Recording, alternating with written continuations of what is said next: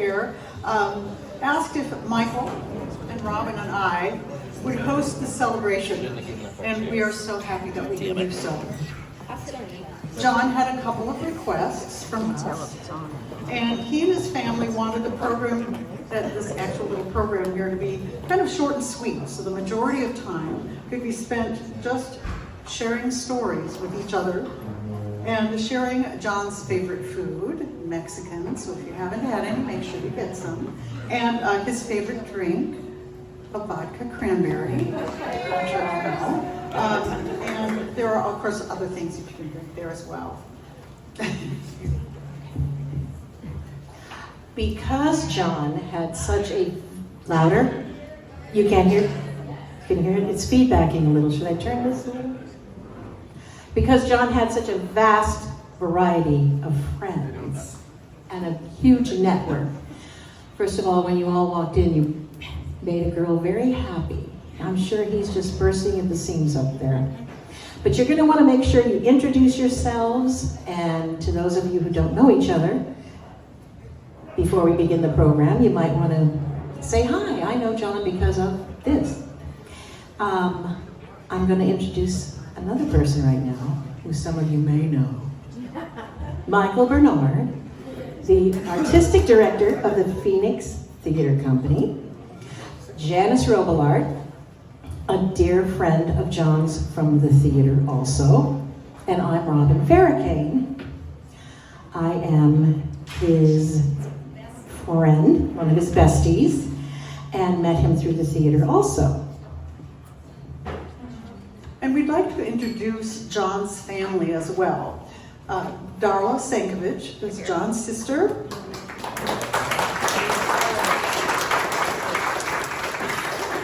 His nephews, Peter Pardee, I don't know where you are, Peter. Right there. Oh, there he is. And his wife, Taryn, and their son, Parker. They're all here. And there is Michael Pardee. Is Jess with you tonight? She's almost here, okay, so she'll be coming in a bit. And then John's niece, Katie McNeely, and she came all the way from Detroit area, and her husband and kids couldn't come today. And Patty Sankovich, is she here? Oh, there she is. Patty, who is his sister-in-law, and is Sammy here too? Sammy is. And Sammy is back there as well. That is John's niece. Is your other daughter here? Oh, come on, buck up.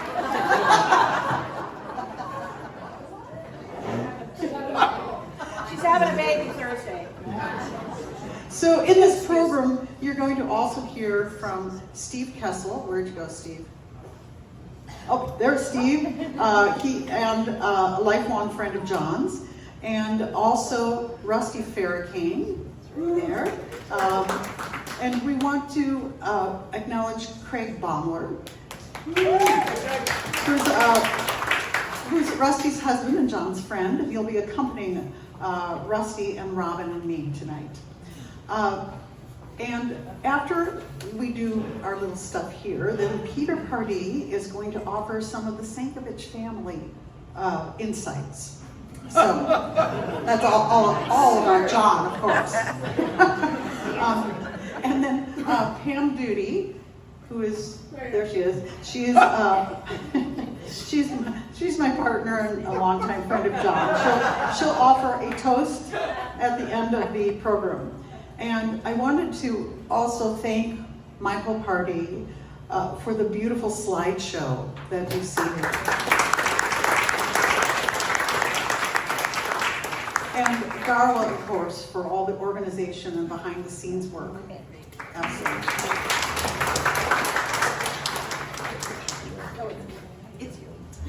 Finally, a big thank you goes to Michael Bernard and Vincent Van Fleet for the Phoenix Theater Company for providing us this wonderful, wonderful space. And also Allison Hatch, Jen Bizzara, and all the Phoenix Theater staff who are fantastic, who've helped making this memorial honor to John a reality today. So, let's get this party started.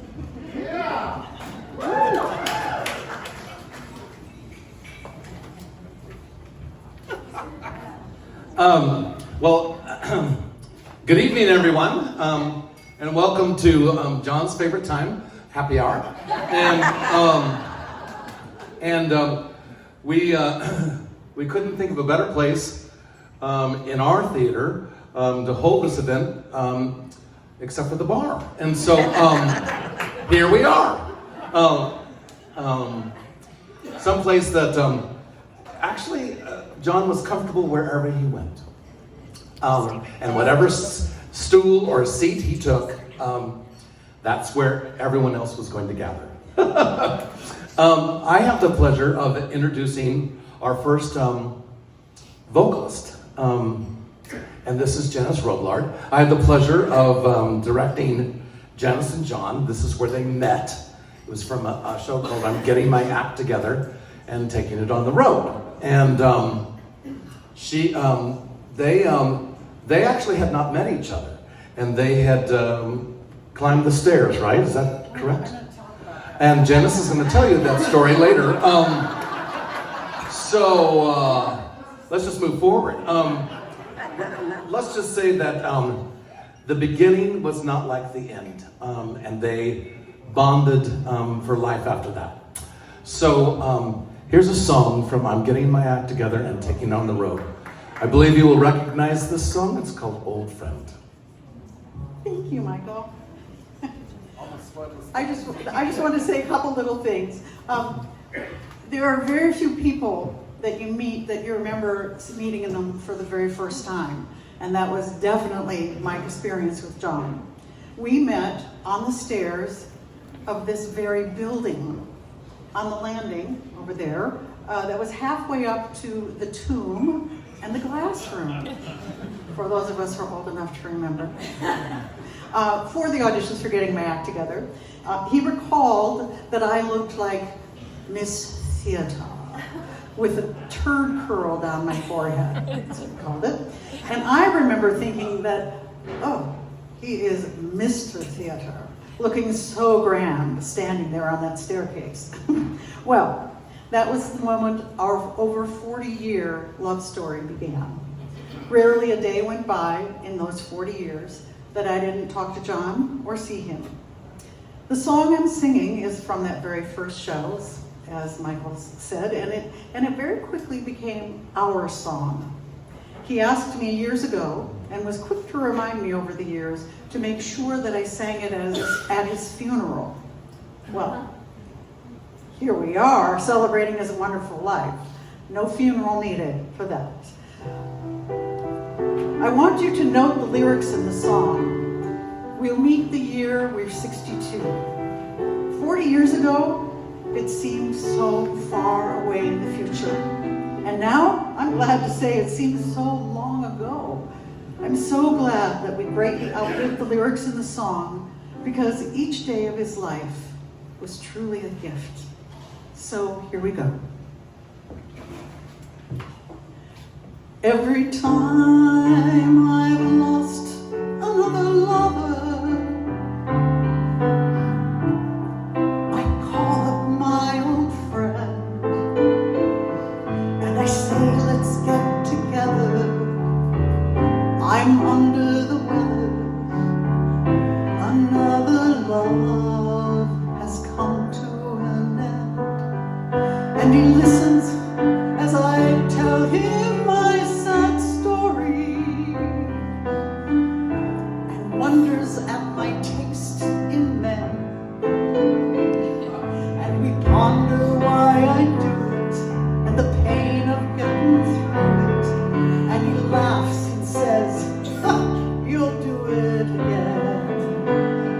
And we sit in a bar and talk till 2 about life and love, as old friends do, and tell each other what we've been through, how love is rare and life is strange.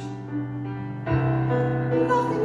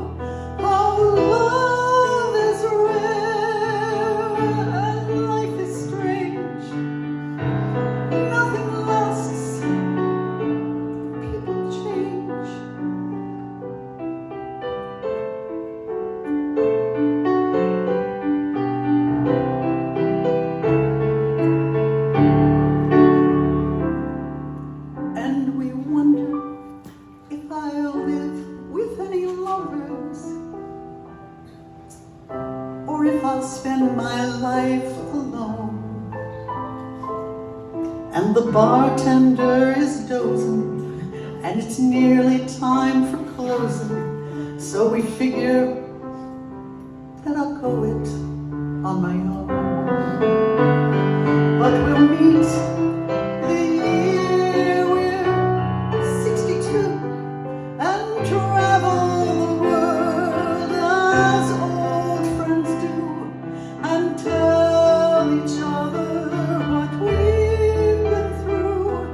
How love is rare and life is strange. Nothing lasts and people change.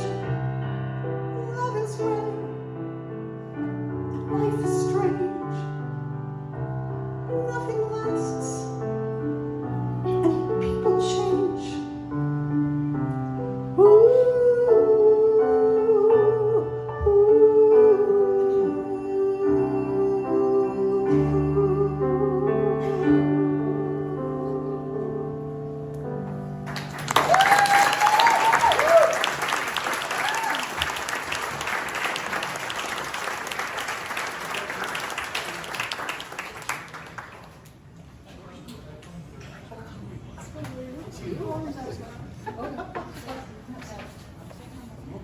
Okay. It is now my pleasure to invite a man that some of you know. His name is Steve Kessel. The Honorable Steve Kessel, didn't you say? Right, honorable. Right, Honorable Steve Kessel. Steve has known John probably longer than any of us here, except maybe his family. So we asked if you would say a few words about John, knowing him from his childhood. John.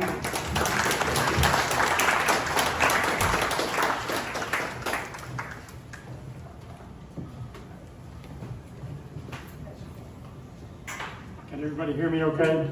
Yes. Good. At my age, remembering things can be a problem, so I put his name at the top of the page so I know who I'm talking about. I said farewell to my mother 11 years ago. She was 94. I mentioned that because as I was preparing this, probably the worst speech I'll ever have to give, it occurred to me that I had known John only a few years less than I knew my mother. Now, only 6 years difference. Now, how in the world do you summarize that? Well, you almost can't. I first met John in this very theater, main stage, November 1966. There was tryouts for a children's theater show called Sing Ho for a Prince. I had a grand total of 1 high school show under my belt. And as I sat in the audience waiting to audition, I was sitting next to another West High student. I went to North, but this person knew most of the people who were auditioning. And she was giving me the lowdown on all the competition of those who were trying out. As the tryouts began, among the first on stage was this tall, handsome young man wearing a 3-piece suit and spats. Now, in the sea of teenage tryouts, actors in street clothes, he stood out like a flower in a sand dune. All I could think of was, wow, there's a guy who knows how to make an entrance. John got the part. I went back to high school. The next time I saw John was the following fall, as I began at Phoenix College. Now, we were classmates, but not yet friends. In the second show of the season, which was a classic show, Moliere's Tartuffe, John had the title role, that of a conniving, lecherous, middle-aged, 17th century hypocrite who uses religious piety to seduce the wife of a wealthy man. John was just a couple days past his 18th birthday. He knocked it out of the park. As rehearsals progressed and shows unfolded, friendships are formed, hours spent working on scenes, and many, many late night sessions at local bistros where we would laugh and talk the talk, and hopefully someday we could walk the walk as real actors. Our friendship grew as the semesters of our first year moved along. We bonded as a group. John, myself, Gordon Jesse, who's in here somewhere, Marty Manning, who's in here, Randall and Moore, I see right over there. And there's a few more. Phil Trapani, I don't know if Phil is here. And there's a few that are no longer with us. Mark Betts, Margaret Sampley. And there's one more musketeer, Tim Nidell, who came to us from the mean streets of Cleveland. To describe Tim, he was like a more intense version of Joe Pesci. The three of us, John, Tim, and myself, became an unlikely trio. One weekend, near the end of our first semester, we three decided to take a weekend trip to Vegas. Borrowing John's mother's new car, we set off on an adventure. We booked a room at the Bonanza Hotel.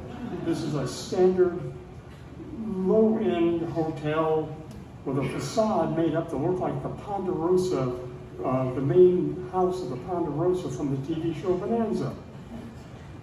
We only had enough money for a room for two, so Tim held back while the bellhop escorted us to our room.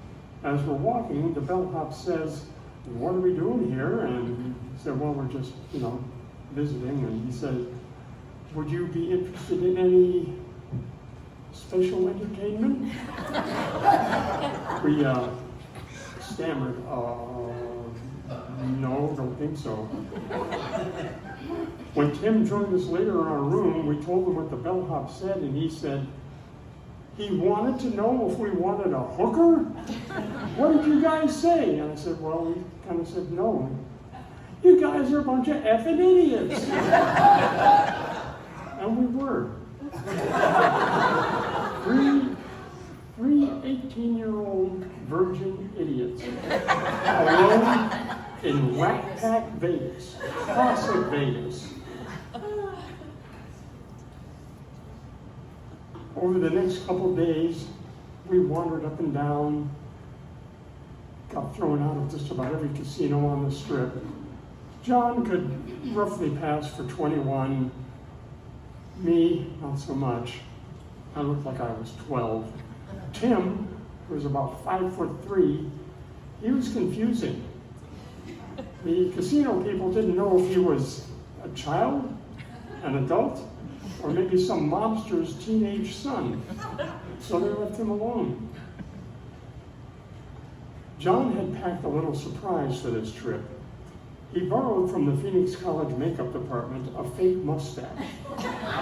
So when he put it on, he looked like a very young Omar Sharif, really. Nobody questioned him when he was wearing that mustache. The next night, as we were about to go out casino hopping again, the two of them suggested that I put on the mustache so that I wouldn't kind of get in the way of our casino fun. Well, with my pasty skin and in the artificial lights of the casino and that fake mustache, I looked like a porn star from the 30s. I was not asked to leave one single time. That 3-day adventure was one of the greatest times of my life. Tim never returned to Phoenix College. That was the only year we saw him, but he's living happily right now in Florida, and I've informed him of this, and if you have videos available, I'd love to send you one. John, among other things, had a slightly obsessive need for stalking celebrities. Now, when the movie version of Sweet Charity came to town. It was a special sneak preview. It wasn't even a finished copy ready for the theaters. But they ran it here in Phoenix, and they sent out comment cards to everybody. And when they were done, we followed the limo carrying Shirley MacLaine back to her hotel. We went to the lobby. We saw the numbers that they all got off at the 10th floor. So we went up to the 10th floor. We looked down the corridor, and we saw a bunch of people going in and out of one particular room. Well, we asked somebody if we could say something about the movie that we just seen, and she said, "Give me a second." She came back and she said, "Just be brief." Well, we moved in there, moved into the room, and there's Bob Fosse and Shirley MacLaine staring at us as we were the most important people in the world. This is the first time that they'd had any live comment on this show that was still in production, and what we had to say was actually important to them. But none of that really mattered to us, because here we are talking to freaking celebrities. John moved out to California in the 70s, but we still talked on the phone frequently. I'd visit him now and then, and he came home from time to time. But the days of 3 or more movies a week and hanging out at various restaurants and talking over the problems of the world, they were over. Adulthood had raised its ugly head. John moved back to Phoenix in the early 80s. He got a house on the side of a mountain near Metro Center. Remember that? Staircase. He had the house rebuilt, added a second floor that was totally his bedroom, complete with a spiral staircase leading up to it. This bedroom TV room became the new place for us to watch movies. And sunscapes. Sleepovers. We watched our movies on some newfangled device called a VCR. John later got into laser discs. Anybody remember those? One New Year's Eve, 1986, John hosted an elaborate dinner party at his home for about a dozen guests. John and a caterer friend served a great meal, a fancy salad, some kind of chicken. There were knives and forks for everybody. It was first class all the way. The wine and perhaps other substances rendered the dinner guests, well, kind of into an alternate state of reality. Because when we were finished clearing the table, we went out there and we were the only two conscious people in the entire house. There were people on the couch, on a reclining chair, on the floor, and in 2 of the downstairs bedrooms, and they were just out. So John and I repaired upstairs. We sat on the balcony and watched the New Year's unfold. We listened as we saw fireworks and random gunshots and police sirens. And just watched the year come in, and we talked like we were making up for the last 10 years when we hadn't seen each other as much. It was a wonderful evening. Long around 2 o'clock, when New Year's was hitting the Aleutian Islands, a couple of the guests staggered upstairs, and they said, what's going on? And we said, my God, you guys have been asleep. It's 1995. That was also one of the most memorable evenings I ever spent with John. Now that John was back in town, he did a lot of local shows. Despite John's good looks, it became apparent that my friend was a character actor. During this time, he played an Elvis Presley-like character of Pharaoh in Joseph and the Amazing Technicolor Dreamcoat. He played Fagin in Oliver. He played Horace Vandergelder, the grumpy, middle-aged half-a-millionaire from Hello Dolly. He played the crazed dentist in Little Shop of Horrors. He played the aged King Pellinore in Camelot. and the King's advisor in a Grady Gamage production of The King and I with Noel Harrison and Nancy Dussault. You've probably seen some pictures of that in the background. John was a staple of local theater in the 80s, the 90s, and the early aughts.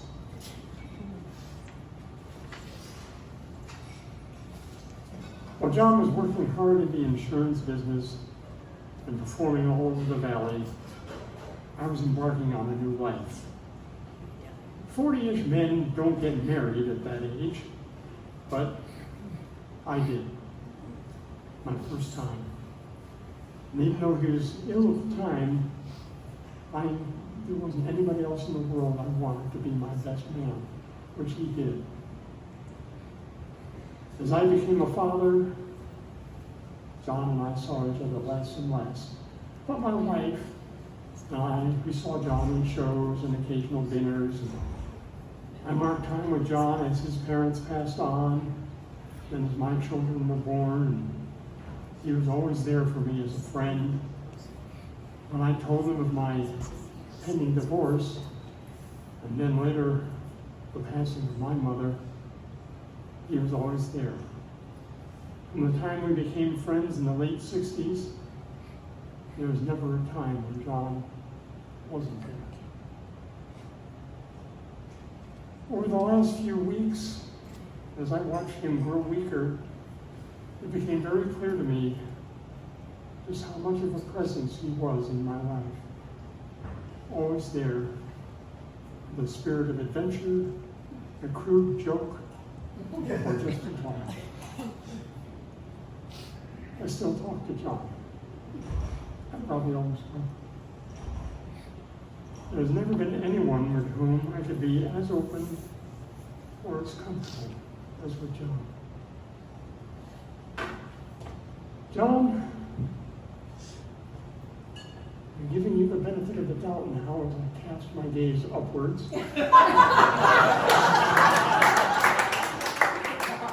I'm sure that I will hear your raucous staccato laughter and the rumble of thunder whenever, if ever we ever get rain.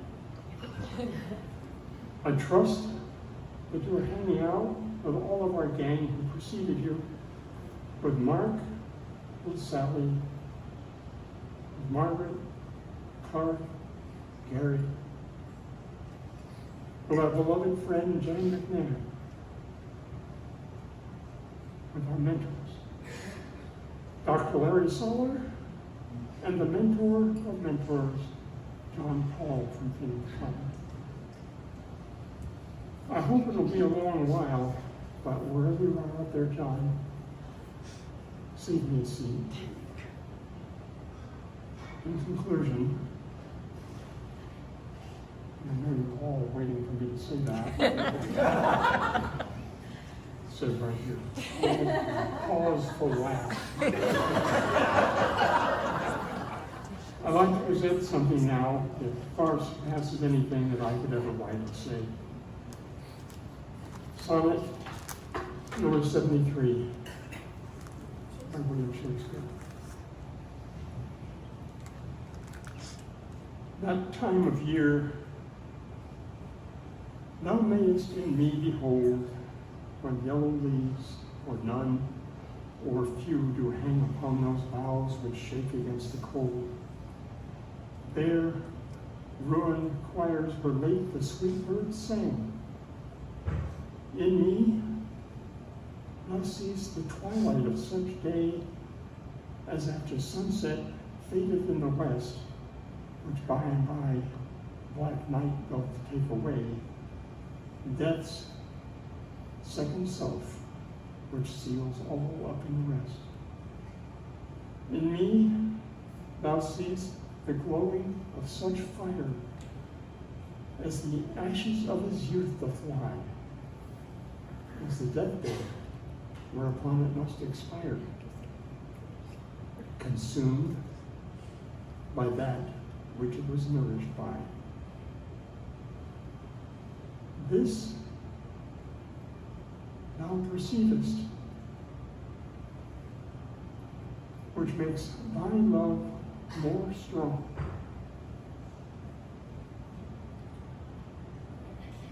To love that one, which thou must leave ere long.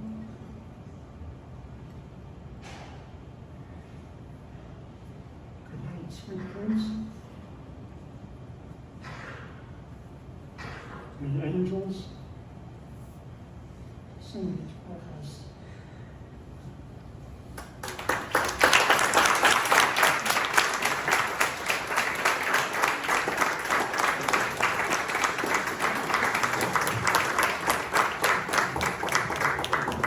That's beautiful, Steve. Thank you very, very much. I would like to introduce you during the days of the 80s and 90s and the early turn of the century. During the days, the days of wine and roses. Yes, that is so true. Please, may I introduce to you the Queen of Phoenixville Theater, Robin Farragut.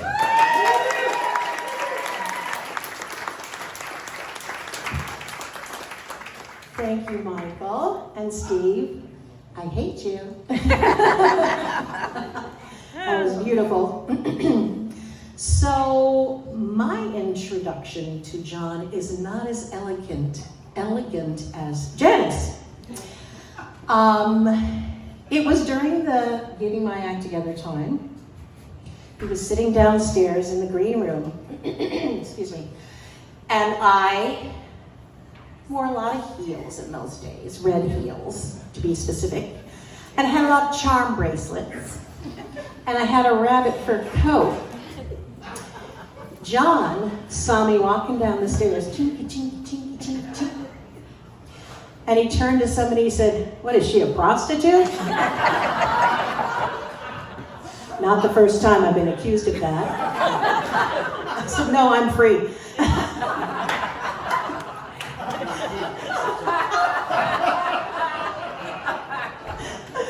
Anyway, I'll be doing a stand-up later.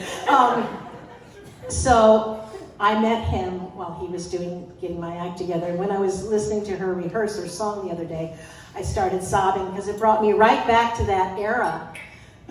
Excuse me. And John, for those of you that haven't seen a lot of the theater in the old days, was my leading man. We did Hello Dolly together. We did Little Shop. He was the dentist. I was Audrey. He was in Josephine. I was the narrator. He was Elvis. Moon Over Buffalo. We became like brother and sister.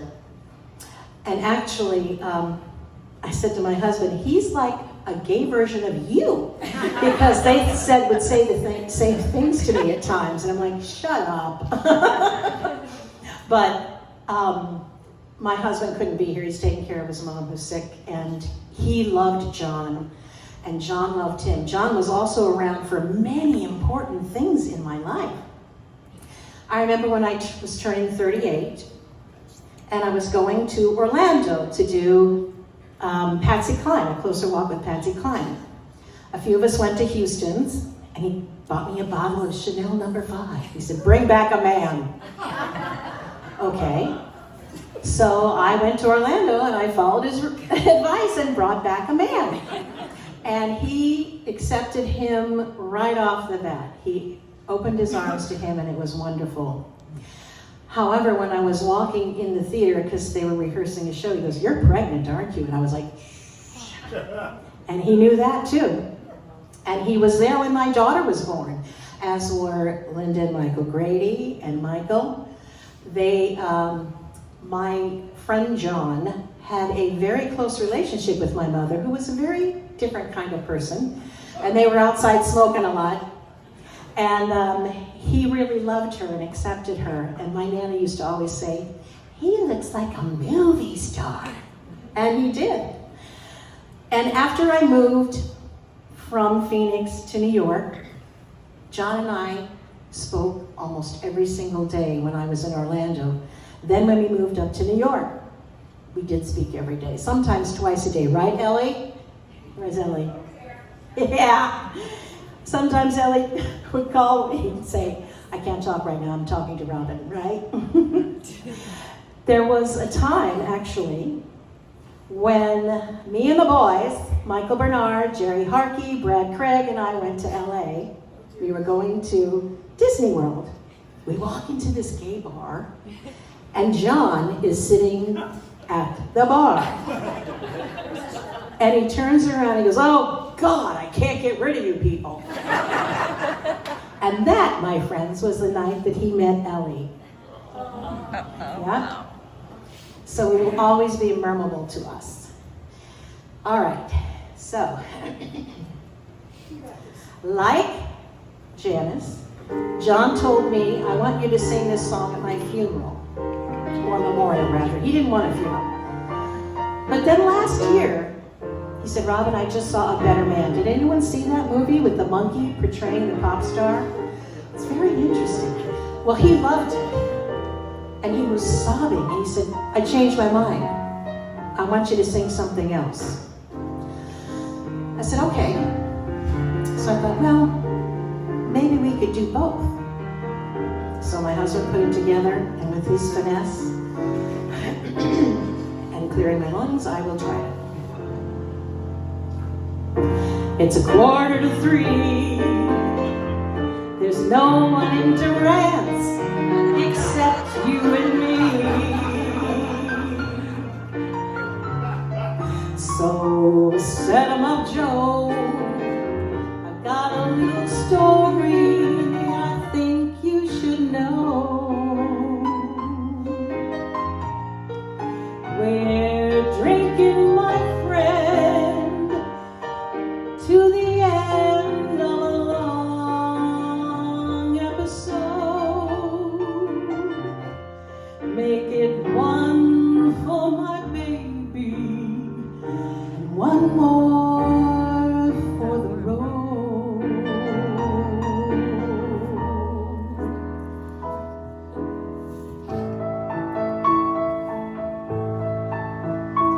I know the end is near, so I face that final curtain. My friends, I'll state my case. I'll state it now without illusion. I've lived a life that's long. I've traveled each and every highway, but more, much more than this, I did it my way. Yes, there were times, I'm sure you knew, when I bit off more than I could chew.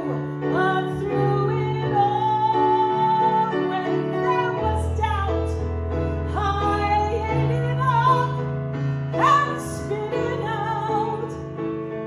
I did it all, and I stood tall and did it my way. For what is a man? What has he got? If not himself, then he has not to say the things he truly feels, and not the words of one who kneels. The records show I took the blows and did it my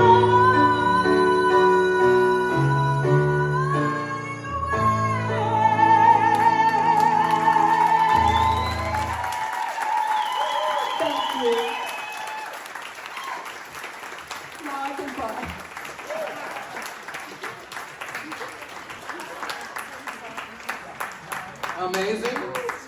Oh my God, it's so great to hear your voice again.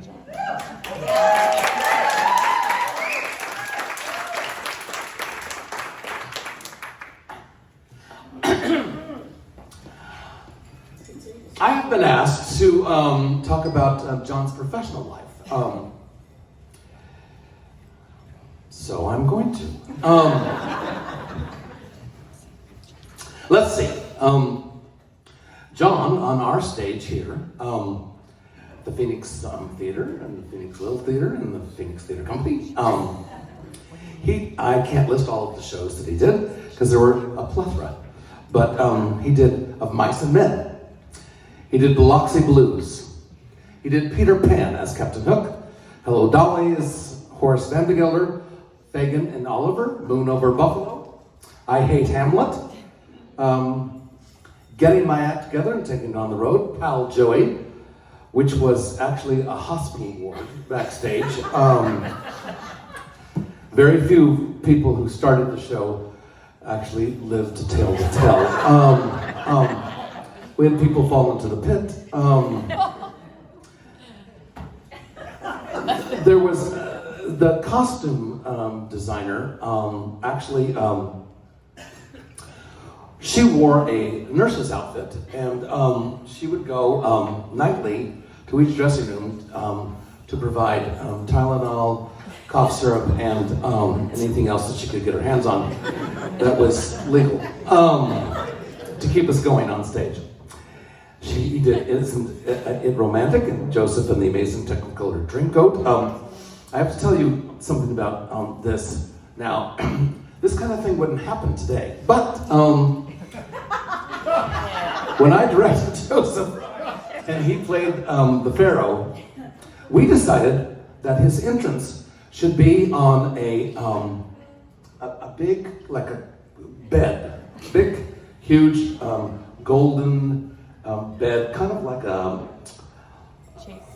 chaise, yes. And he was kind of Elvis Presley style. Well, back in those days, on our main stage, we didn't have a grand drape or anything.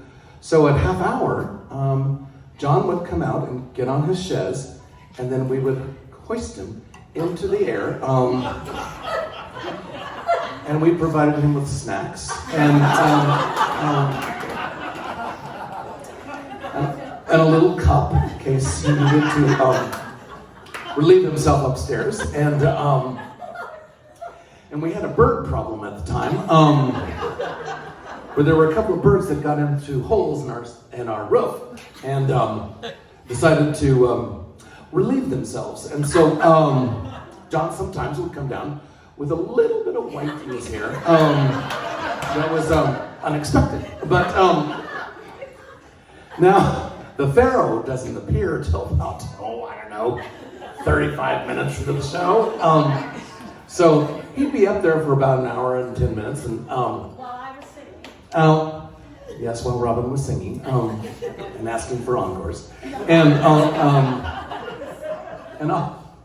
he'd come down, and sometimes I thought, is he awake? Is he still awake? Because it was hotter than blue blazes up there. It was the summertime, in Phoenix, on a metal roof, with birds. He loved every moment of it. That's my story. Outside of this theater, he did things like Quills, Measure for Measure, The King and I, Glengarry Glen Ross, On the Town, Annie, and that's just to name a few. I'm so sorry? 42nd Street. And 42nd Street. All right. The thing that was important to John is, can I play a role where I can hold court on stage? I need to be the center of attention in a moment on the stage. Otherwise, it just wasn't worth his time. So in order to court John into a show, I would have to send him the scene and what was happening around him, and and could I keep people behind him as opposed to in front of him?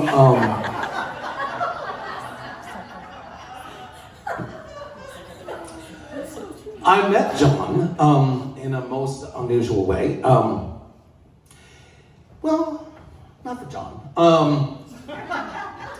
I'd just gotten hired here at the Phoenix Little Theater by Tom Oldendick. And we were having some kind of an event. I don't even know what the event was, but it was for the theater. And the iconic John Sankovich, who had been, the sort of a Lord and Master of the theater, was there. And of all places to find him, he was at the bar. And I was very excited to meet him. So I went up, because I'd heard about him for so long. And I started up to him because I was excited to introduce myself to him and etc. And he turned around and he looked at me and he said, "Oh boy, can you fetch me another vodka?"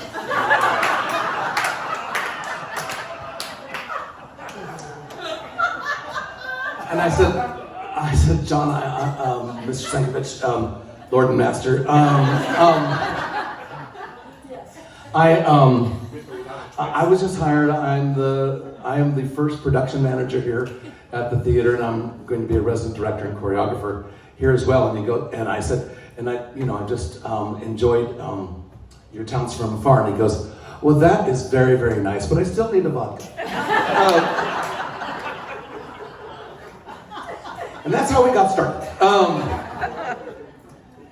He performed for over 4 decades. I'm being kind because I think it was actually more like 6 or 7 or 8. No, he survived them all beautifully. He lived his life in broad strokes, while wearing some of the tightest jeans. Actually, I witnessed him trying to put on a pair of jeans, and then he said, "No, this won't do." And then he stepped in, and they were spray painted on. So he just had his jeans spray painted on from that point on. Some of the most brazenly enthusiastic performances you can imagine. He commanded the attention of all who watched him. He invited you into his lair on stage. Smart, fearless, bold. He lived for a mistake to happen on stage.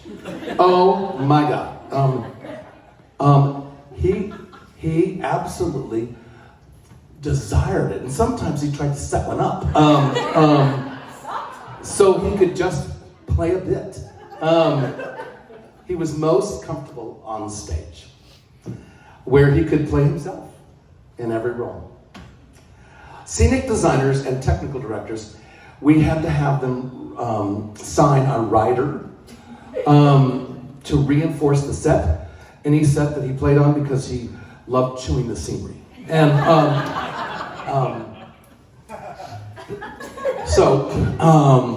it usually cost us twice as much when he was out on stage. Yes, there was a very mischievous side to John. But he also had a very, very protective side. He always cared for his leading ladies. And I think Janice and Robin can both attest to it, along with Nancy Dussault and a myriad of other women that he played opposite. He saw to it that they never failed on stage. He was a master at wit, on and off stage. Sometimes you couldn't even tell the difference, whether he was on or off stage. Whenever I saw John, he had already flipped the on switch, and he played out his life on stage, on the stage of life. As I said, smart, talented, fearless, mischievous. He had a story for every show he ever did. It was always full of drama, and of course, he was the center of the drama.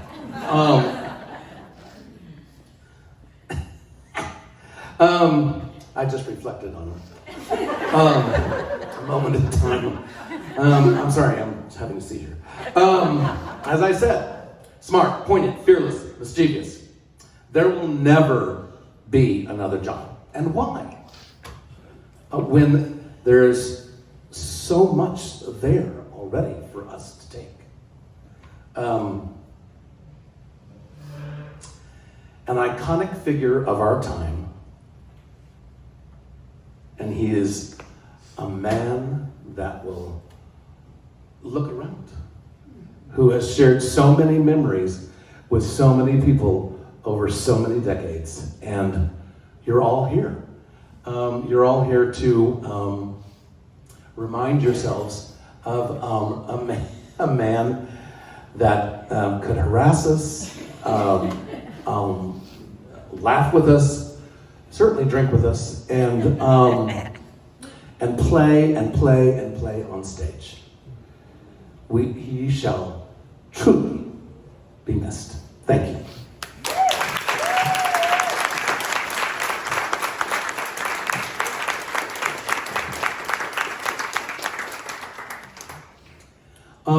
Like I said, he was fearless, and John had many dreams that he had through his life. And so I would like to introduce to you a remarkable talent, and somebody that I certainly am a very, very dear friend of, who has a song that he would like to tribute to John. Please welcome Rusty Farrakhan.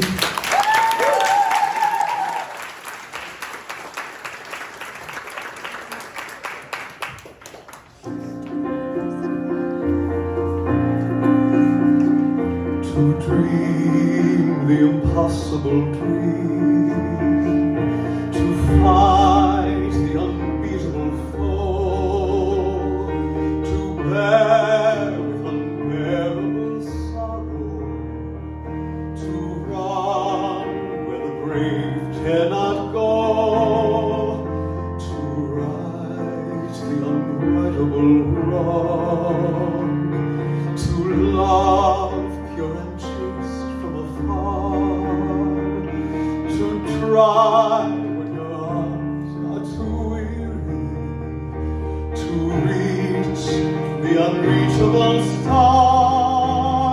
This is my quest, to follow that star, no matter how hopeless, no matter how far, to fight for the right without question or pause, to be willing to march into hell for a heavenly cause. And I know if I'll only be true to this glorious quest, that my heart will lie peaceful and calm while I'm laid to my rest.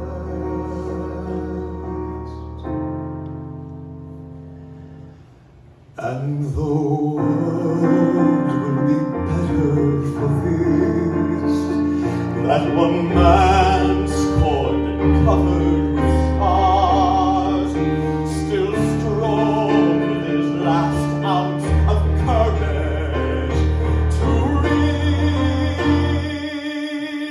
reach the unreachable star.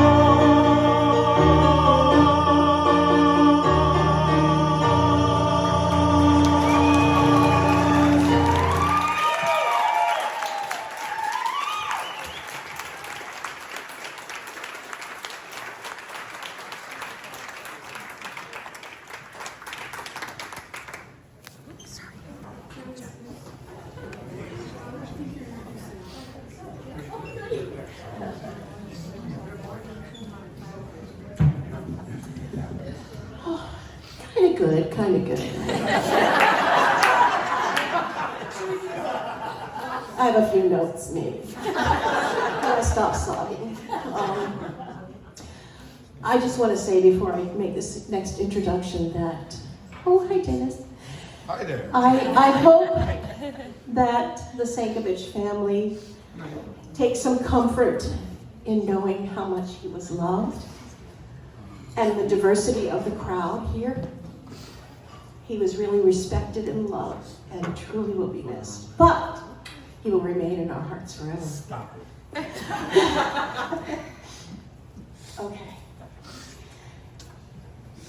Now, as I... Uh-oh, I'm fired. Oh, here we go. So while I was here in August to visit John, I had the wonderful opportunity to meet his nephews and his daughter-in-law and connected with Darla. Oh, I'm gonna cry if I look at you. And all his wonderful family that looked up to him. And so right now, I'm going to introduce Peter Party. Where is Peter? Unfortunately, he's not the handsome one in the family, but do your best. Make him sing. He has to sing. Make him sing. Oh, he sings. No. He's really good. I pledge allegiance to the North. Okay. I suck at this, so this is gonna be from the heart.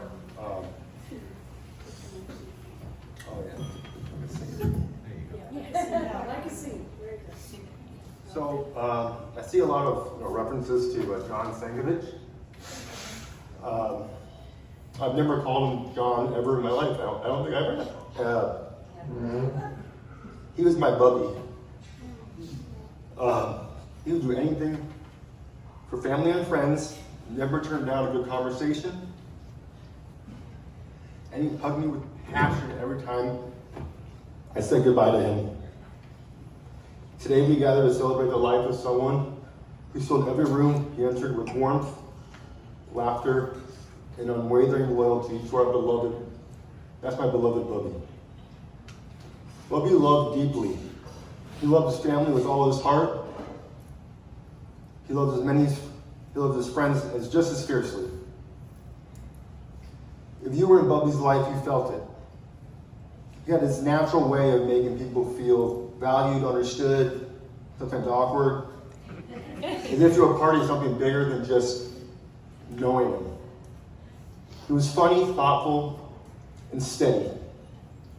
And perhaps one of the truest measures of his character was this. Even when he wasn't feeling very well, he still followed through on his promises. I remember coming by his place after he had surgery one time, and he had a lot of them. Just help him recover, just to do things that he couldn't do. And when I arrived, he was helping a friend with a personal matter. No idea what it was, but that was Bubby. His loyalty didn't vanish when life got hard. If anything, it shined brighter. Some of my most cherished memories were the times we spent on his balcony together. Just the two of us shooting the shit, laughing and Bubby gossiping, and he could write, he could be TMZ or anything, anything under the sun. But those moments were very simple, and they were everything. They were honest, they were human, and just I felt at ease. But I hold the closest times with my Bubby in my heart with me. Let me start that over, I'm sorry. But what I hold closest are the times Bubby shared his heart with me. Moments when he talked about being nervous before an operation, or admit when he wasn't feeling very well, and speak with me and open up about his worries of family and friends. In those conversations, I saw not just the strong and funny man everyone knew, but the human being underneath. Someone who trusted me enough to let me really know his true worries. What a man. That is my Bubby. Many knew him as an actor, a man of talent, presence, and creativity. But the roles he lived off stage were just as powerful. He was an amazing uncle. He was almost my dad at times. He was my dad at times. My dad had some issues, and Bubby was there. An awkward dad, and a different dad, but he was my dad. A lot of times. He was a cool dad. So it'd be cool dad to have if everyone wanted to. But he was an amazing uncle, a devoted son, and a loyal brother, a Sankovich, true and true. A friend whose presence made people's lives better. No, it's only two.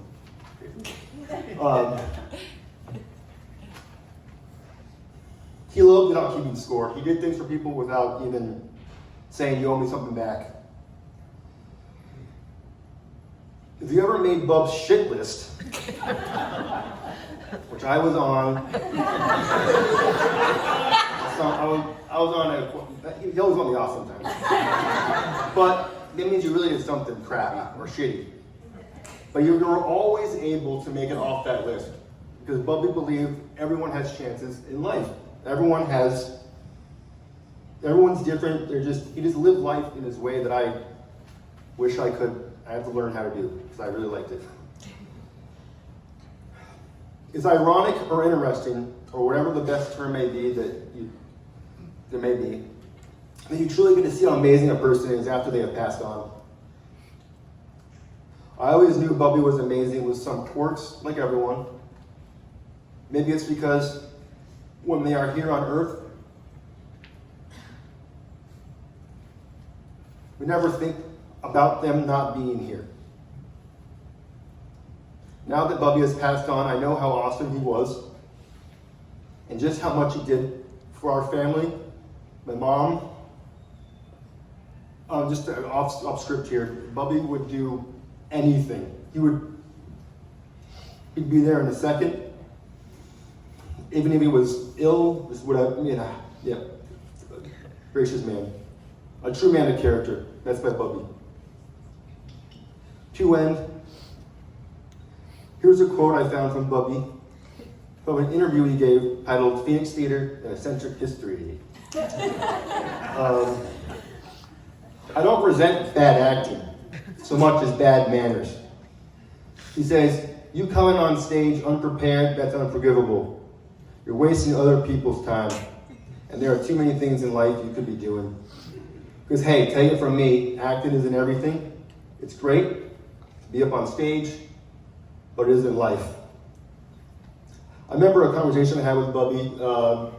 He knew he would, I hate saying this, but I think he knew he was getting ill. That's why he was probably calling me a lot more, and I understand that. And he just was he was getting deeper. But I asked him one time, I said, you really love acting, don't you? Like, we just kind of had like a conversation about all his plays, Quills, and Cook, and I really loved him, and he showed me all his videos. He was just getting very deep, and I loved it. We had a great time sitting on his bed, watching everything. It was Oliver. I thought it was one of my favorite plays of him.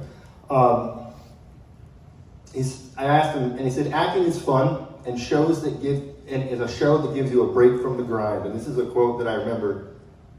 I don't remember very well some things, but acting is fun, and a show that gives you a break from the grind. I've been naked on stage and proud of it. Yeah, and that was one of his favorite plays to me. I don't know, he got naked. Squills. Not allowed. And Bubby would also, I don't think about quotes, about the Sankovich family. No, let you guys move on, but he always would talk about the times when he was younger. He was a fat kid, or heavy. What do you call it nowadays? Heavy set, pudgy.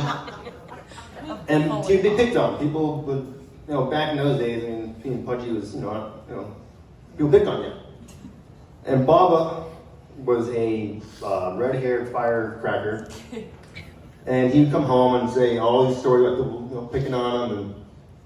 And she just said, you know what? Screw it. And she set up a fighting ring in the front yard. and drag the bullies in there and let them just do whatever. And Bubby told me that he was not a fighter, he was a lover, and so he just sat on them. That makes sense. I could never see Bubby even fighting at all, so I miss him so much. And my final memory with him, and I'm sure you won't mind me sharing it, and my wife knows, this one night, he was in hospice, and it was about 3 days before he passed. I got home, and I was tired. I'd been to Bubby's, and I went back to work. And I remember, it was about 8 o'clock at night, and I said, I need to go back there, and just, I need to go back there. And I got there, and it was pleasant. He was not able to speak then. He wasn't able to speak until he passed. And I started sobbing in front of him. I mean, and he just grabbed my hand. He knew, it was just like, and he kind of went, like, get over it. And I remember, and the nurse came in, because she heard me crying, and she goes, do you need anything? And Bubby just went. But that's Bubby, and I miss him still. But I mean, we always say things like, if we go back in time, we do things differently, I would be there. I would never make that excuse that, hey, I have to do something. I can't make over it today, bub. I did that too much, and I regret that sometimes. But that's how it was, and I love him. So I miss him, and yeah. Thank you for everyone for being here. Now I'm going to sing a duet.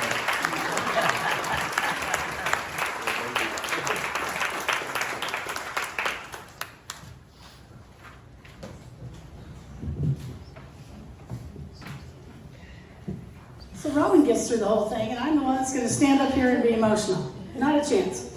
My name is Pam Duty, or as John liked to call me, I was his girlfriend. Yeah, go figure that one out. I have the honor of bringing our celebration to its conclusion with a toast. So take a moment and find a glass.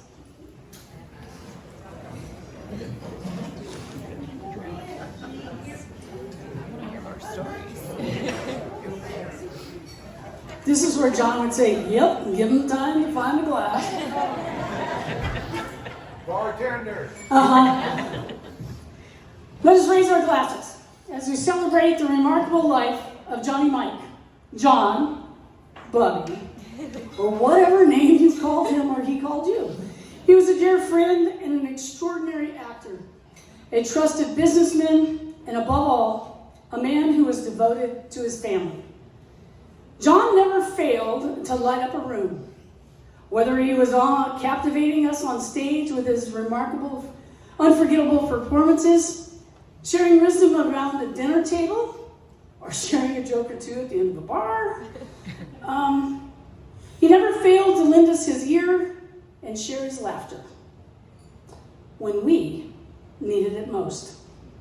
He carried with him the kind of generosity and warmth that made everyone feel instantly at home. In business and in friendship, John led with integrity, building trust and loyalty with every single one of us. But as much as John loved his craft and excelled at his work, nothing in his life ever outweighed the love he held for his family here in the States and in Montenegro. Yeah. He cherished every moment spent together and reminded us of the priceless value of family.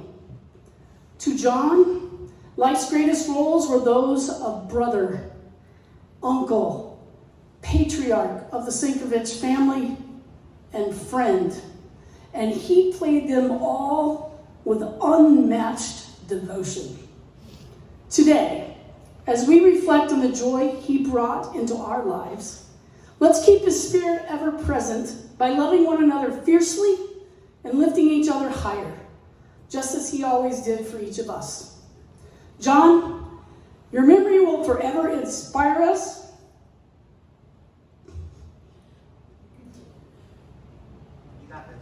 You're right. To embrace each moment with gratitude, to live life to its fullest, to pursue our passions, and most importantly, to hold our loved ones close. May his love and laughter live on in all of us as we close his final curtain. To John.